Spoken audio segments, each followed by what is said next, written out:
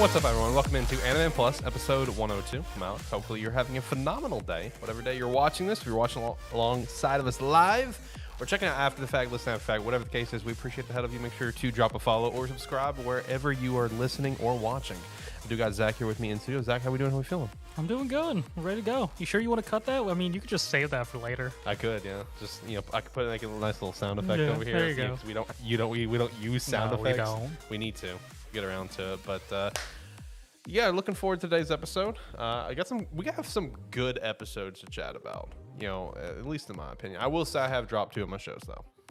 It is what it is. Revenger just didn't end up keeping me, and Trigun Stampede. I don't think I'm ready for that commitment because I feel probably not. I feel like that's gonna be a pretty lengthy commitment. It's gonna be like your Dragon Quest, or it's gonna be like how Shaman King just went till it finished. Yeah. And I don't know if I'm ready for that. So that got dropped, even though it was entertaining. That did get dropped for me. I was looking ahead though. We're gonna be pretty packed for spring. I noticed the show is gonna be popping. I thought fall was popping for us. Spring might be worse. Like there might be a lot of shows in the lineup for I don't spring. know. We cut off a lot for fall. We did. And I feel like the same thing could happen here with spring. I don't know. It just depends, and it also depends on if we get our new co-host or not, because I think it might happen from the looks of it. We'll see, though. Shout out to that. Also, shout out to some Rogue Energy. Use our referral link down below to go pick up some Rogues. Support us. We'd appreciate that, as well as go check out Agent Inc. and pick up a jersey, because Anime Plus is the best jersey on the website. I'll start turning down the music now. We kind of go ahead and get into stuff. We need to power through this show here today. Have a great time. But before we do that, Zach, anything you want to shout out? Anything on your mind that we need to shout out? Also, make sure to, I haven't done anything with it yet from last episode. Make sure to go follow us over at TikTok at Sparky3Official. I took the weekend off and I didn't really do any editing of any kind, but our last Anime Plus episode, the big old Q&A we did, fun episode there. Gonna have a lot of TikTok content out of that. I assume so. I just gotta sit down and make it. Like I said, took this weekend off and just chilled, had a great time. And get back to the grind this weekend. Make a lot of TikToks from ATFS, Game Static, this episode, last Anime Plus episodes. Make sure to give us a follow over at TikTok at Sparky3Official. Yeah, anything you want to shout out before we get into stuff? Not really. Just this year, apparently, I'm starting to dig up a bunch of series again that I read 4 years ago that are now getting animated. Yeah, and just randomly appears. Like, oh, that's a thing. Oh, that's a thing? Yeah. The only thing that I want to shout out, because I thought it was kind of interesting. Yeah, 2 things I want to shout out, actually. Is when I was looking at Anime Live Chart earlier, just kind of peeking through some stuff. Apparently, Ayakashi Triangle's on hiatus. I don't know why. Oh. Apparently, it aired 5 episodes, and it went on hiatus, and it stated no idea when it's coming back. It's just on hiatus. It was just too steamy. Yeah, that's what I was thinking. It just got a little too steamy for people. I don't know. I haven't watched it. I haven't seen anything about it either. No, I haven't seen anyone chat about it, so I forgot it was a thing. Honestly, I did. But, I mean, I don't, because it pops up every week on Crunchyroll, at least during those first 5 episodes. Okay, yeah. I guess I didn't see it on Crunchyroll. I don't know. The other thing I want to shout out is that I did start rewatching Summertime Rendering, and it is so fascinating to go back and watch this show, me now knowing everything that happened. So just like all the little... Everything's in front of you with that show. Yeah. Like everything is there. Like you see everything where it's like, oh. And it's just like, it's really fascinating. And also, I think you chatted about it a couple weeks ago, and I want to further double down on it. Fuck Hulu subtitles. They suck. They suck. Yes. They ruined a couple of really notable things in my opinion. Like it's stuff that obviously I knew as a viewer, but as we're watching the subtitles, before anything started to go awry, like before there was any sort of sus flags, it was episode 4, I think, where, when Shinpei kind of meets back up with the crew at the festival, and this is where Urshiro, Shadow Urshiro appears to herself, whatever. And at this moment, that's not Shinpei. That's a shadow version of Shinpei. The subtitle literally says Shadow Shinpei. And I'm just like, bro, really? Like, are you shitting me? That's a pretty big... surprise ruined. Yeah, and then also it also gave a later in the game spoiler, in my opinion, with Hizuru, because the character, as we know it in these first few episodes, introduces himself as Renosuke. Yeah. Nagamo, whatever. And that's how that character's being acknowledged. But the subtitle says Hizuru, and I'm just like, guys, that's like 10 episodes from now, or 8 episodes from now, or whatever. Like, really? Really? Come on, man. Fuck Hulu subtitles, bro. Yeah, they're not good. I mean, they're good quality in that they translate what you want to know. Yeah. They're bad at not spoiling story stuff. Yeah. Seeing as they address specifically, I mean, honestly, they'd be a lot better if they took off the whoever's speaking box, Yeah. acknowledging who's speaking. Right. I mean, I get why they have it there, but at the same time, it's not great. No, it's not. It's not. It ruins a lot of moments. God, that made me so mad when I saw that. Saw Hizuru, and I immediately said, "Oh, well, that's a spoiler for later." And it's like Shadow Shinpei, and I'm like, "Oh, well, that's a spoiler for 8 minutes from now." It's like, okay. Oh, jeez. Anyway, let's get into some anime chat here today. We'll kick things off with My Hero, since it is like the thumbnail and the title. Shout out to My Homeless Academia. My homeless academia. I sent that to Diaz because he now caught up on My Hero, and I sent him like, "Oh yeah, dude, my Homeless Academia arc is great," and he's just like, "LOL." I'm just like, I can't take credit for that one. That one's Zach's name. Whenever the arc was happening in the manga, but no, this was a very important episode. Oh yeah, for a lot of reasons. You know, not only are you getting more characters involved with the big secret of, you know, what One for All is, but also just the big conversation with all the previous users, getting to see the second and third user in color for the first time. So even though I know my train has been derailed for a while, it further derailed it. Like, yes, I mean, like easily. He's got like red hair. Like, second user is not Bakugo. That is the train I was riding for a long time. That train is derailed a long time ago. For anyone who's only been watching anime, this is the first time actually getting to see all the previous users. Because before that, we had only seen, of course, the seventh user. Yep, seventh user. Seventh user and the fifth user, and then the first.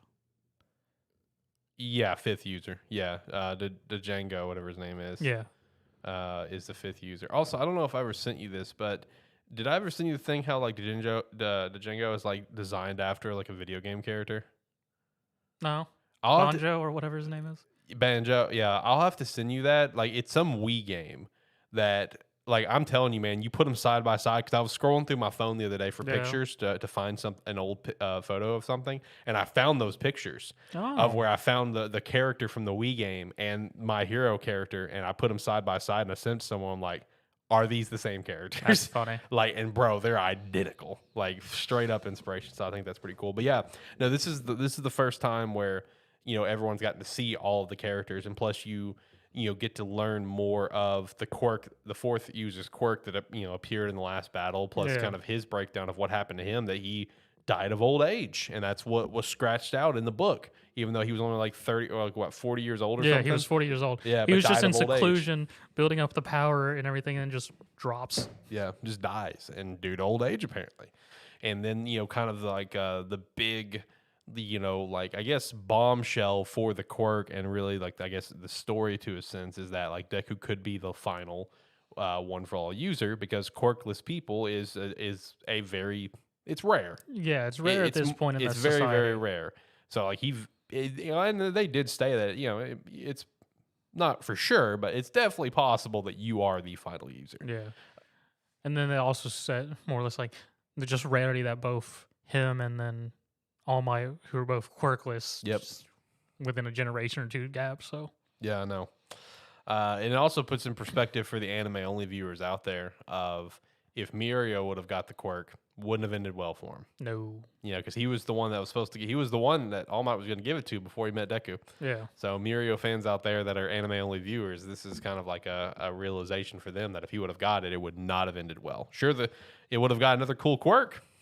And he would have done well, but he would have not lived long. He would not have lived long. No, no, no. This episode also, it had the vibe that the last, like, the end of the fight had, where it really felt like a loss for the heroes, right? Like, the battle ended in a stalemate, but it felt like a loss for the heroes.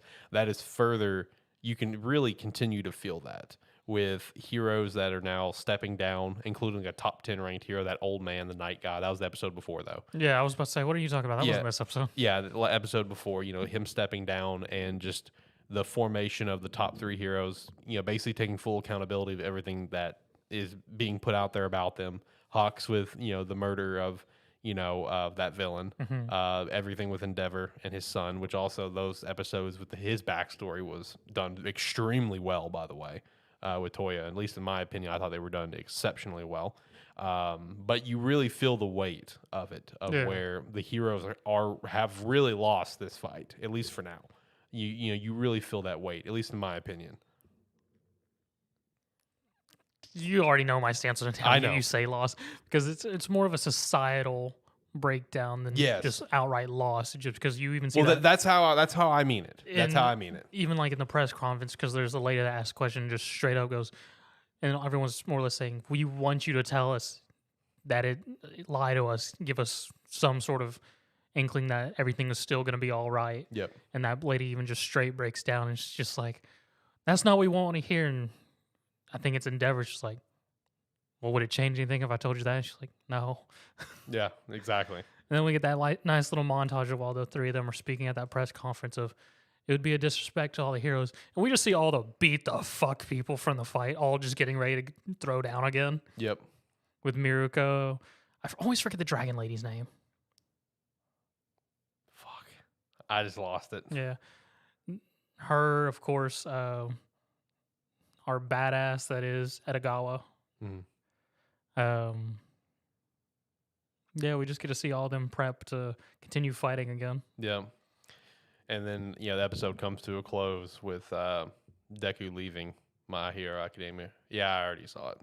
I already saw it. Yeah, I already saw it. With him leaving, UA and leaving the letter for everyone, telling everyone the truth. So his whole class is now aware of his big secret that he's had all throughout this series. And then that great shot of Vigilante Deku, Homeless Deku, My Homeless Academia arc has officially begun. Which this is a very good arc. I'm very excited to see these last 2 episodes play out. Then also got the nice little narration there of him, of just a final chapter of how he became the final hero, and then all the requests for other heroes from other. We got all the silhouettes of, I assume, some heroes that got introduced in My World Mission, and then one that we may get to see later. Mm-hmm. Yeah, I think so. Very good episode though. Yes. A solid context episode. Gave you just a lot of information episode. Yes. Very, very good episode. Super excited for My Homeless Academia. Like I already said, we already got one awesome Bakuman. I think we're going to get the other this season. I think we should, because I think it's probably going to end about there. Yeah, that's what I think too. I think it's going to end after the Hio Deku kind of gets reeled back in a little bit. I feel like it's going to end after that. That's kind of my prediction. But no, very good episode. Very much enjoyed it. I just realized we're going to have like 6 or 7 episodes of nothing but rain. I know, nothing but rain. Vigilante Deku, man, out there in the rain grinding. It's gonna be fun though. Yeah. Be fun. Let's hit one of your shows, Campfire or Handyman. Which one you want to hit? I'm honestly just hit Handyman, because I mean, this series is, since we've missed so many episodes of me explaining, it's like really hard to go hold, because I can't think of the author's name, but they did a real good job with this series, and just all these little segments and whatnot, just putting them in there to give us this just full story connection where you can always loop back to stuff and references. Because more or less, there's a ninja in the dungeon with his 2 great demon friends, greater demon buddies, who he's in the dungeon attacking high-level parties to get the legacy of the wizard who can control time, manipulate time that's in the dungeon. And he's teamed up with his 2 demon buddies because he went to assassinate a witch who he can step on people's shadows and stop them. But when he stepped on her shadow, he didn't know it was connected to hell. So he got sent to hell. He went to hell, beat up a bunch of demons, escaped, brought 2 demons back with her to attack her again, only to kiss her because he fell in love with her. Okay? What a turn of events. Okay. He kisses her and all that stuff, and then he runs away because he's a ninja. Then he searches for her house. He finds her house. Creepy. And it's the ninja and the witch. He finds her house, goes in there, finds her older lady in the basement, and he realizes it's her. this fairy shows up, this Blackwing fairy who's the witch's best friend's like, this is your fault. It's like, my fault? It's like, yeah, she was cursed ages ago by another demon to stop her aging, and the curse was stuck on her. It was killed later by another magician, and the curse can only be broken if she fell in love. And then you kissed her, and she fell in love. Shit. And he goes just like, oh, so you were actually serious about loving her. It wasn't just a one-time thing. Oh, shit. Well, there's something you can do if you actually really love her. What is it? There's a wizard in a dungeon where we can go. All right, let's go. Because this episode is literally just them fighting Saito and his group, and also telling the past of the ninja and the witch, the fairy and the witch, and then all the fights in between. So we got the backstory. There's fighting because as Saito and the group are being attacked by this ninja and whatnot, all the other parties that have been introduced and they've interacted with naturally show up. We have the lolly with the axe and the rough dude he's a wizard and a thief, and he also fell in love with Saito. It was Who wouldn't fall in love with Saito? It was in a whole nother episode where Saito opens up a chest and says something, and it's like, Saito didn't just open the chest. He opened my heart. He also opened Gun's heart. So he's like, his loyal partner's like, yeah, no, he's stalking you, Saito. That happens. Then the elf warrior and her sadistic healer shows up. They had a duel with Raizo over a chest, and they saw that they're having trouble, so she joins up and starts helping Raizo. And then our healer girl, I say she's a masochistic because of the thing. The elf warrior doesn't care about herself, and she likes to fight. And the cleric girl wants to own the elf. She finds joy in healing the elf every time seeing her injured, and then healing her makes her feel like she owns her just a bit more. Yep. So she shows up. She does a combination high-level spell with Lafayette, our fairy girl, to take out one of the demons, send it back to the demon world. And the ninja's like, I'm going to be a joke of a demon. I'm supposed to hide in the shadows, be lonely, but here I am taking a hit for a demon. And all that stuff. He gets hit. Then we get the fairy and the witch's backstory, where the fairy was a Blackwing fairy, which is a very rare fairy because their wings contain a lot of magic, being chased around by adventurers. She hates adventurers because of that. And she goes, if I become fat, they won't want me.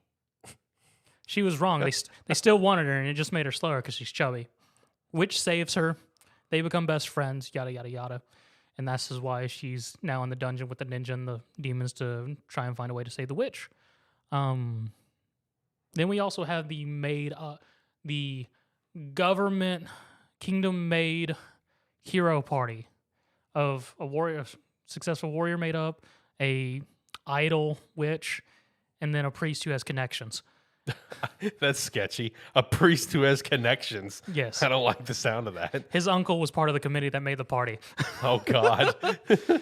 And they also live streamed through a magic crystal ball. Of course they do. And he left the live stream on when the hero and the mage were fucking. So, like, just straight up. Just fucking going to town, man. Yes. Raw dogging. Yes. Making himself look like he's the victim in this, as those two are doing things when he's asleep. Okay. He wasn't asleep, mind you. Yeah. He's also the trickster of the group because it's a whole thing. But he gained a respect for Saito when the two of them were trapped with each other, and he shows up to help master Saito out of respect for him. Lines everyone up, everyone's facing off, and then the fairy's like, "We have to win. We can't win," and start to summon I think it says like a dark tier 8 dark fiend, and she's sacrificing the wings on her back, and the ninja's just like, I forget what the ninja's name is right now. She's like, rip off my wings, you coward ninja, fucking do it. It's like, Jesus Christ. And he can't do it. She's like, fine, I'll do it myself. She telekinetics. All right, Thanos. She telekinetics 2 kunais and cuts off her wings, and the ninja's like, what are you doing? She finishes the spell, summons a great fucking demon pillar. Everyone's like, oh shit, that's not good. The elf warrior attacks it, and it finishes with this pillar with tons of eyes on it opening up and shooting off one of the elf's ears. Jesus Christ. What the fuck is this show? I'm telling you, it's hard because, man, the author does a fantastic job in this series of putting all these parts because of how it's sectioned. It's like little short stories, but with how they wrote it out, everything connects by the end of all these interactions, all the characters. Okay. Because like you even miss, I forgot the wizard dwarf, the tank wizard was in it because we found out the previous episode he's actually an apprentice of Morlock, and Morlock has amnesia and was apparently a grand wizard in a country in the east, but he disappeared 20 years ago. And this dwarf's been looking for him because he's his apprentice. And he's like, Master.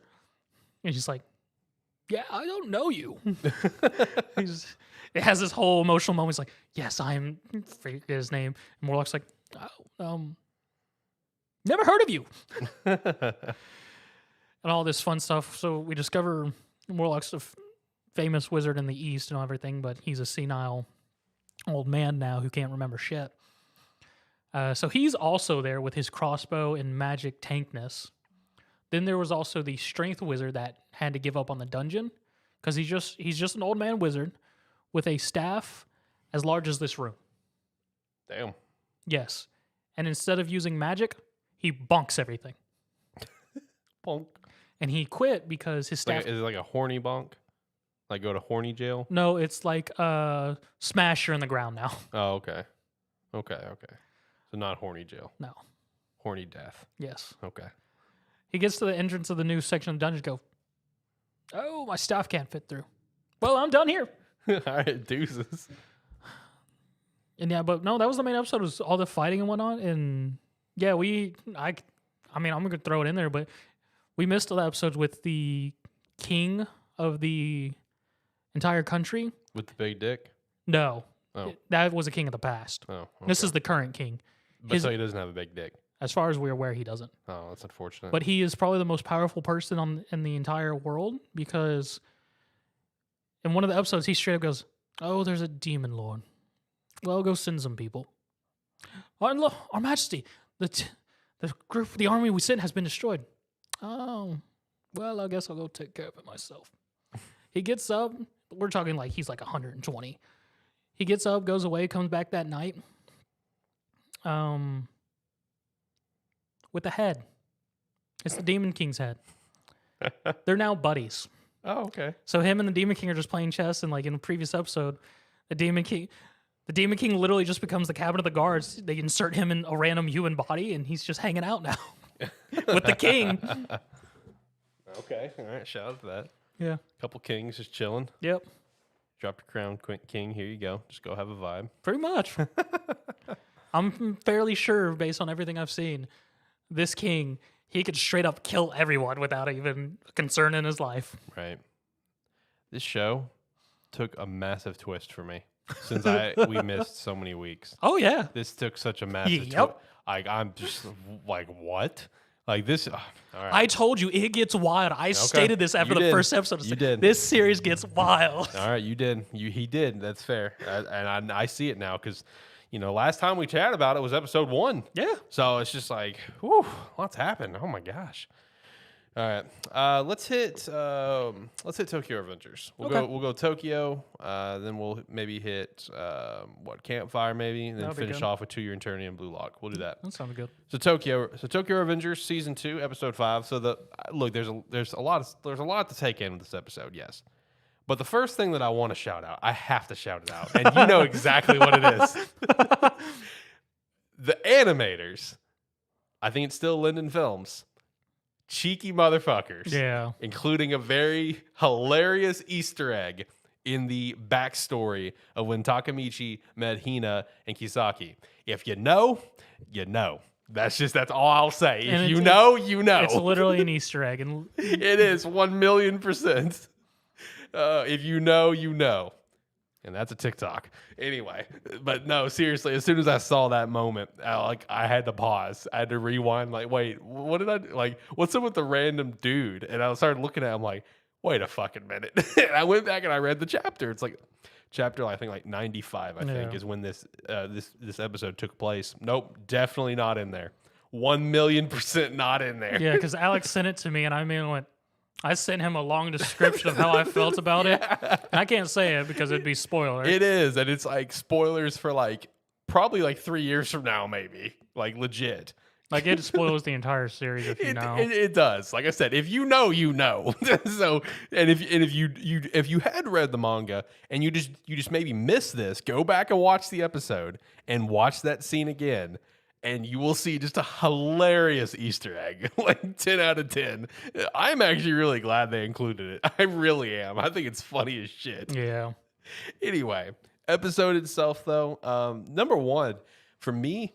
I had to remind myself that, oh yeah, this is not a 24 episode season because it's like we're It's 5 just episodes 12. in, and it's like, man, shit's about to go down. Like this is going quick. It's already Christmas Eve. Yeah, so it's just like I had to remind myself of that this is a shorter season, so because it's just the pacing for it is quick, because we are at Christmas Eve, I think we are going to see a little bit further than I thought we were because the ending song shows the. I won't say that. That's a bit spoiler. Okay, yeah, I'll leave it alone. But yeah, no, the end credits has a shot in it that's much further than I thought we were going to get to. So. Right. And I will say also, a couple things that was really important to this episode that follows back up from some ties in season one is season one, whenever, he goes back to the present and Hina dies then to Akun, she told him then on Christmas Eve, you broke up with me. Why? And now we know. Yeah, we know, and now he knows because he's over here on top of the world, whatever. And then the dad comes and meets him, and up front just asks him like, "Hey, break up with my daughter. I need you to break up with my daughter. You're a hoodlum." And he ends up doing it. He realizes at that moment, he's like, Christmas Eve. That's when I break up with her. Oh shit! Yeah, it's like all the pieces come falling together. And the reason not just because he's a hoodlum, the father straight up says is like, can you truly promise you that nothing would come back on Hina through your shit? And obviously Takamichi knowing everything that he knows, yikes. Yeah. So in his consciousness, as much as he doesn't want to try and protect Hina, he breaks up with her. And we also find out Hina can throw a better punch than Takamichi. Oh, yeah. Fucking straight clocks him. Just beats the shit out of him. I love the scene whenever he comes back in to meet the gang and his face is just pulverized. Yeah. And our gang is the makeshift team of Hanma, Kisuke, Mitsuya. Not Mitsuya. Chifuya. Chifuya. And Takamichi, which I liked Hanma's name of Seasons Beatings. Yes. Team Seasons Beatings. I like that moment of where Hanma's going through different team names. Like we know the real agenda here, but it's like in this moment, just like him trying to be like a team player almost. I thought it was funny. I mean, Hanma's always just been vibing. I don't care at any moment in the series. He is just vibing. He's just there. He's just there to do his own thing and just chill. He is Kisuke's partner, and he just vibes. Yes. Even in the stuff that happens after Holy Night, he's still just vibing. Yes, accurate. But yeah, we're Christmas Eve now. Shit's actually about to go down here, and it's going to start going down in probably the next episode because really this whole fight, honestly, was a lot of chapters. If we're gonna be real, it was a lot of chapters. So there's a lot of shit that's about to go down here soon. Some pretty big reveals too that's about to happen involving the siblings. Yeah, we got the whole Hakai backstory and Hakai, Taiju, and Yuzua's whole backstory and the whole thing. That wasn't this episode, but we got that whole slight backstory. Yep. And there was also the Coco giving them the information of where Taiju's going to be. Yeah, by he himself. just wants money. You get that kind of tidbit that he just wants money. Also, I wanted to discuss the character change that is Inoue. Okay. He's much more of a hard ass when we first meet him compared to what he comes to. Dude, yes. I noticed that immediately. I don't know what happens to his character. Yeah, I noticed that immediately because as soon as he appeared, I'm just like, I remember him being a lot more chilled. Yeah. Like, what? And this isn't really a spoiler because you'll see it regardless. He has a hard character flip at some point. Yes. And I'm honestly not sure where it happens. Yeah. One thing I also just want to kind of shout out here, because we haven't had a chance to chat about it, obviously, in the past 3 weeks, is within this season, of course, like episode 2 or 3, we did get a moment I feel like a lot of Tokyo Revengers fans from season 1 was looking forward to, of where Takamichi told someone else of his secret. Yes. Where you have that moment between Chifuya and Takamichi where Takamichi just tells him everything, and he's like inner monologue. He's just like, I just started talking and I couldn't stop. Which then Chifuya's just like, huh, okay. Yep, that makes sense. All right, cool. I'm with you. And it's just like, all right, shit, bet. It's just like, it makes a lot of weird shit you've done make a lot more sense. I mean, that is fair. And honestly, we'll see that same realization in season 3 too. Maybe. Well, if it's what we think it will, yes. If season 3 is what we think it is, yes, you'll see that exact same moment with another character. Just the realization of, shit, yeah, everything that he's done does kind of make a little bit more sense now. Okay, all right. I also really did enjoy just the interactions between Takamichi and Shifuya over those couple episodes where they basically became best buds and stuff, like where Takamichi's trying to get Mikey to not not get rid of Hakai. Yeah, exactly. And, he keeps looking over at Shifuya, and Shifuyu's like, thumbs up, just with these dumb fucking plans. And then Takamichi's just like, I forgot. He's a moron. Yeah, he's a fucking idiot. Oh, God. I love that tag team. Chifuya and Takamichi is a great tag team, man. Rest in peace to Baji, but Takamichi and Chifuya is a great tag team. I mean, Baji's tag team partner was Kazutora. I mean, that's true. That you're right. That was his OG tag team partner. So you're right there. And if we really want to go, Baji's real tag team partner should have been his mother. Also true. His mother gives no fucks. Also true. All right, let's hit Campfire and Cooking in Another World. What we got going on over there?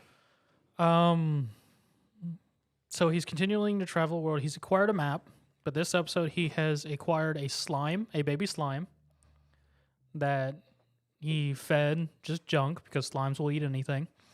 So it became a second familiar. And then he just more or less made more food, scared a much more townspeople with his wolf, learned how to use magic, and met a goddess. Well, they didn't meet a goddess, but a goddess more or less through Fenrir, because Fenrir is blessed by the goddess of the wind. She offered, because in a previous episode, he said out loud that he wanted a blessing, and she heard that. So she was willing to give him a minor blessing if he prayed and sent her offerings of otherworldly sweets. Okay. So more or less, I love otherworldly sweets too. Yes. So more or less sweets from his world. She's more like, I'll give you a blessing if you send me these. So he sends it to. Then we have a moment of goddess acting like a schoolgirl eating sweets for like 8-10 minutes. And then him practicing magic while Fenrir went to go check something, and then her was like, this is a divine message. Oh, are you the goddess Ninra? Yes. Oh, what can I do for you? I would like for you to pray and send me an offering, another, specifically of these things. And he's like, are you just asking for sweets? No, this is a divine message. It sounds like you're just begging for sweets. No, this is definitely a divine message. You should do this. You should send me some sweets. It's definitely a divine message. And I'm just like, that's how you get some sweets, people. And I'm just like, okay. This just sounds like a girl wanting sweets, but okay. And then Favor's like, oh, you're really into prayer, I see. He's like, no, more like harassment, but hey. And they carry on with their life. He gained the goddess's blessing and slime, so. Okay. Yeah. Was that the episode? Yep. Okay. What about To Your Eternity then? So this one's coming to a close too. You only got 4 episodes left. And we're getting 5. You get 5 episodes. We're getting into some fun stuff. Oh boy. So this episode was actually the beginning of the assault from the Nokers on Renreal. Ooh, this is good shit then. Yes. This is good shit. And we actually, in the previous episode, right towards the end, in which the beginning of this episode got the initial attack of more or less the trebuchets that the Nokers create, hitting the walls and knocking off March's body off the wall and releasing her from the rope. March is alive again. And she's running around looking for Fushi. Yep. So we have one of our main casts back alive. Yep. Running around. One of them. Yes. Because, and also at the end of this, we have the Nokers attacking Fushi, getting drained of him just focusing on everything, fighting him off, everyone eventually leading to him just being exhausted and passing out, and the crew more or less throwing up a metal sheet on top of him and protecting him while the fight is going on. And he wakes up to Mazar, Leto, and can't remember his name. But it's the guy who can't feel pain. Do you remember him? Yeah, but I don't remember his name either. It starts with an H. I can't remember. I don't have but it. Fushi wakes up to all three of them being dead. And then Noker's attacking over the walls and whatnot.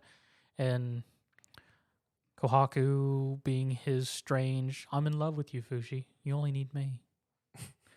Self. He's only in love with that one form. No, this is at this point where he just outright loves Fushi regardless. Okay. Because there's a moment where someone asks him about that. He's like, this is my love truly being tested. Doesn't matter what form Fushi takes. I do love that immediate turnaround with Kohaku where like Fushi transforms into like March's older sister or whatever. And it's just like, oh, hello. And it's just like, you can be whatever you want. Be the bear. I don't care. Well, the bear's currently gone because he lost No, not the bear. Yeah, he lost that form in the swamp fight. So the bear's currently gone. Damn, not the bear. But yeah, and it more or less it rounds all that stuff, the attack, everyone's feelings about it, people suffering, the Nokers poisoning the water so they don't have a water supply and things like that. And then Fushi realizing those three are dead. And then him creating bodies of them. And then it ends off with Fushi being angry, picking up a sword and going full Spartan. Where he just dives in the Nokers and starts fighting. And then the preview episode it's called the Three Internal Warriors. Here and we go. And it has a shot of Bon with a knife over their bodies. Here we go. So we're getting into some fun stuff now. Oh yeah, shit's about to start popping off now. Because I'm gonna have a great moment with one of those last three episodes when I get to see Fushi just become Oprah. Facts. Because that's all I see in that scene. I mean, that's accurate, yeah. If you know, you know. And also in the preview episode, we had the moment where Bon revealed to the other three, Haro's his name. Yeah, okay. To Haro, Mezar, and Leto, that he can see spirits, and they all get to see the black. The man in black. Yeah, the man in black. And because he reveals himself, and all of them be like, oh shit! Where'd he come from? It's like, who is this guy? Oh man, that's and hilarious. more or less him just revealing to all of them that he's bringing Fushi up to take his spot and all this fun stuff. Right. You know, I need to peek back in to the manga. I'm just gonna click on like the latest chapter here soon, just to get a vibe of like, all right, where are we at now? It's just in a future arc now. Just full on space tech. So you already did it? No, I have okay. no You're clue. just guessing. Yeah. Okay. I'm gonna have to take a peek soon. I'm very curious because where me and you dropped it, we were both getting bored. Like, be up front. It was going very slow. It was. So I'm gonna peek and I think back. there was some author health issues going on at the time. Okay, but that's fair. it was still going really slow. Right. I'm gonna peek back in. We were like going at a snail's pace. I'm gonna peek back in. I'm curious. I want to know what's going on now because it was like watching an episode of Dragon Ball while they're charging up the Spirit Bomb. Yeah, and that charging up takes 60 episodes instead of 30. So gonna have to check back in on that. All right, let's finish up anime chats with Blue Lock episode 17. We're getting some good shit.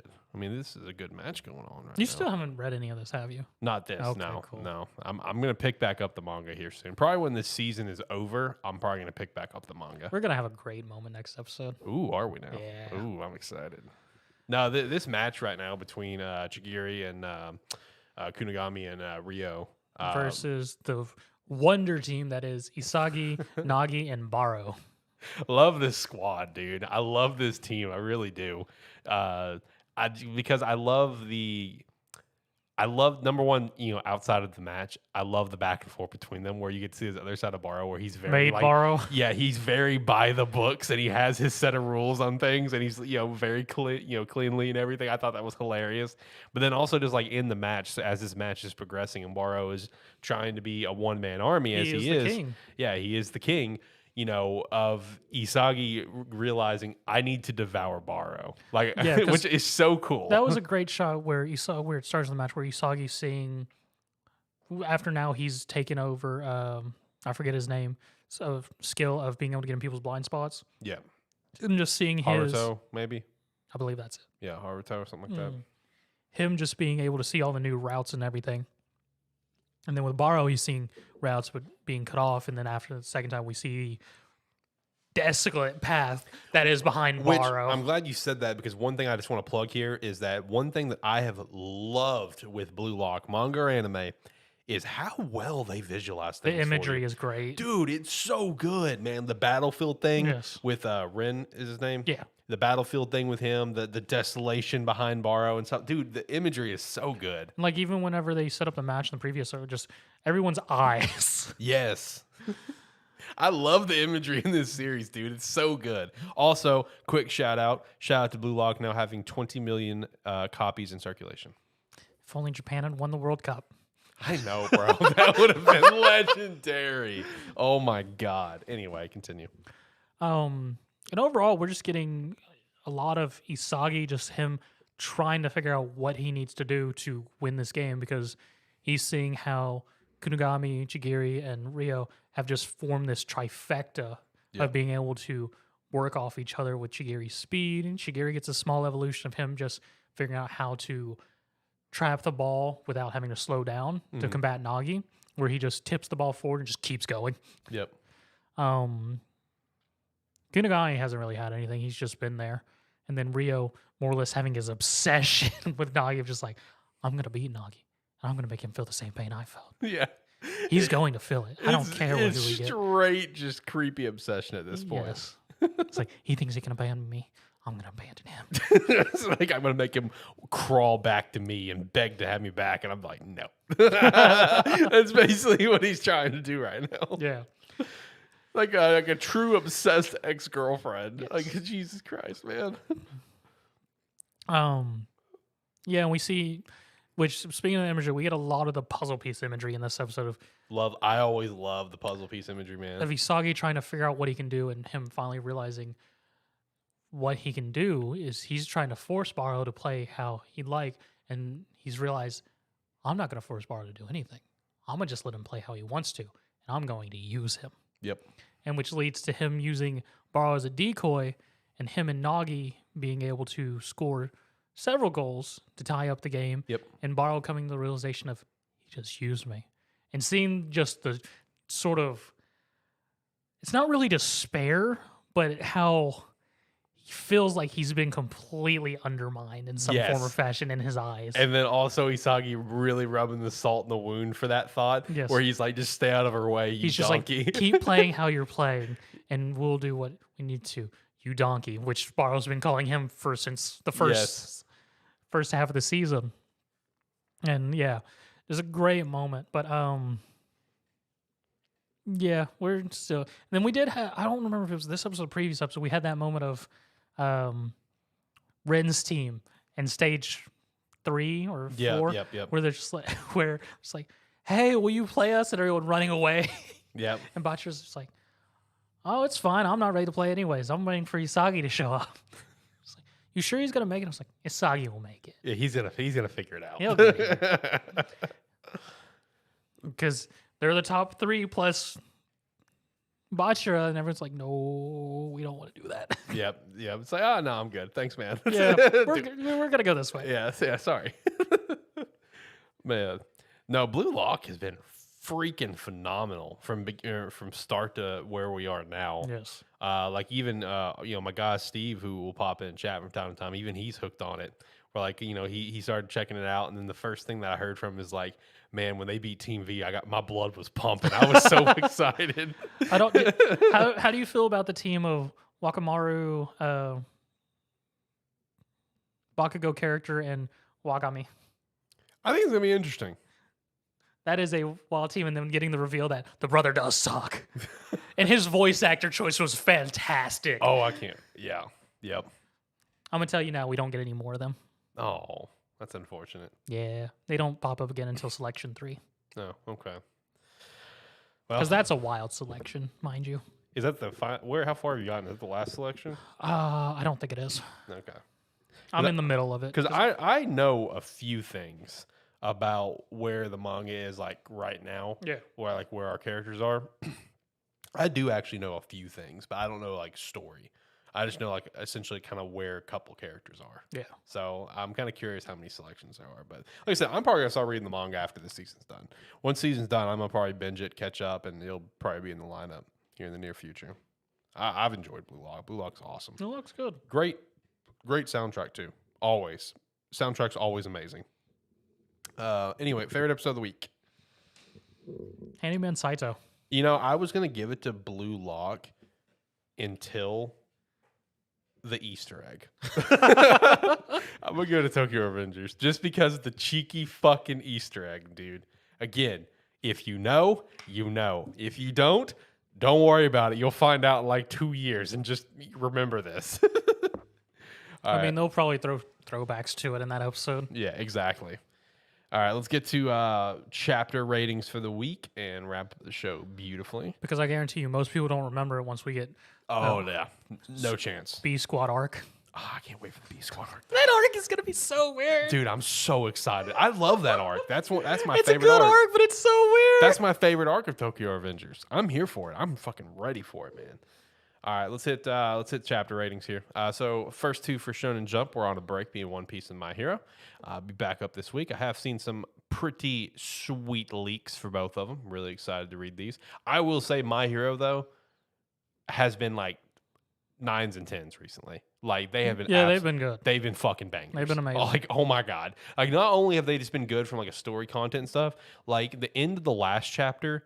Like, bro, the art on that page is so good. Yeah. Oh my god, that last panel was amazing, dude. Such a great that's wallpaper. My manga wallpaper I have that needs to get put on there now instead of the other one that I have for the My Hero slot of it, because that is awesome shot.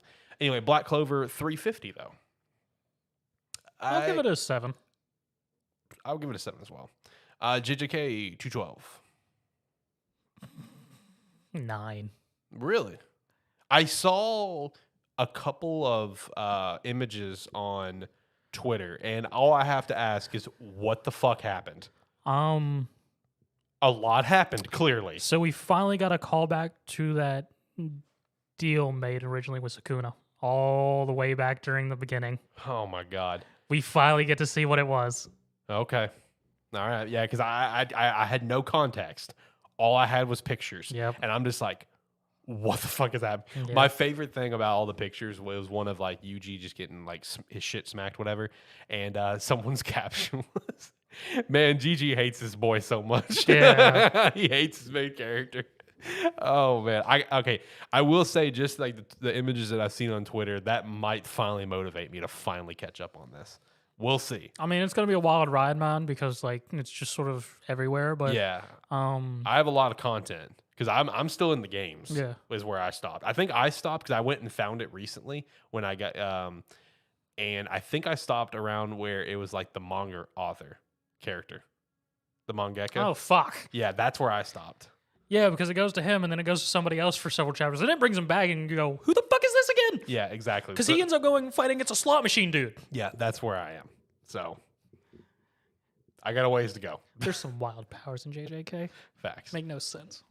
Mission Yozakura Family 164. I would give this one probably a 9, and I just want to further stress my Mission Yozakura Family has just been phenomenal for probably the last. I mean, it's always been good to me nonstop, but like probably like last 10 to 15 weeks, it's just been consistently incredible content. Undead Unluck 145. Again, incredible content of the last X amount of weeks, but we're still it's been good content, but I feel like the last maybe 4 chapters are all right, I'm done with this kind of vibe, because now it feels like I understand what we're doing. I totally get it, understand it, but now it's like, all right, rinse and repeat, copy and paste, because it's the same thing of all of these characters that you met throughout the series. You know, now Fuko is in this new loop, and she's now trying to prevent all of their tragedies from happening. Yeah. And it's just rinse and repeat. Which has been doing that for almost like 5 months now, right? I wouldn't go that far. I mean, I would probably say that started maybe 2 months ago. Okay. But it's just rinse and repeat. I mean, like, we have like 2 or 3 chapters based on this character and preventing their tragedy. We have 3 or 4 chapters on this character and preventing theirs. And now where we're setting up this new one, we're setting up to prevent the tragedy of 3 characters at the same time. That is the unfortunate trap of loops. Yeah, exactly. Because it just so happens that the 3 characters they're going to prevent the tragedies for, which I only remember the names for 2 off the top of my head, being Billy and Creed. I don't remember the other guy's name. All 3 of them happen to have their negating abilities unlocked all at this same time in this war that they are partaking in, because they're in the military. So, like, you're going to get to have 3 characters knocked out, 1-1-1, boom, boom, boom. But it's just like, I don't know. It's just been rinse and repeat for a while. And I'm kind of done with it, where I'm like, all right, let's get to the next part. I get what we're trying to do, but let's get to the next part. I don't know. I'd give it maybe a 7, personally. Mashle, 142. I'll give it an 8. I'll give it 8 as well. Sakamoto is 105. I'll give it an 8. I'll give it a 7. Elusive Samurai, 96.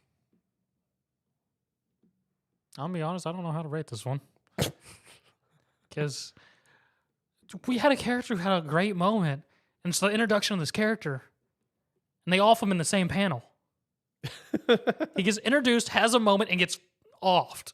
Unfortunate. I'm just like, what? Dude catches a katana in his mouth. Ooh. And we're not talking like supernatural powers. He just straight up catches a katana in his mouth. I'll give it a 7. Blue Box, 87. I fail for that girl, so I'll give it a 9. He deserved that slap. I give it a 9 as well. I do agree. He deserved that slap. P6, 67. 7. Akane-Banashi, 48. 8. Next one up would be Kaiju. Did have a chapter, I think. It did not? I guess the chapter I wrote today was last week's. My fault. So then Spy Family, 75.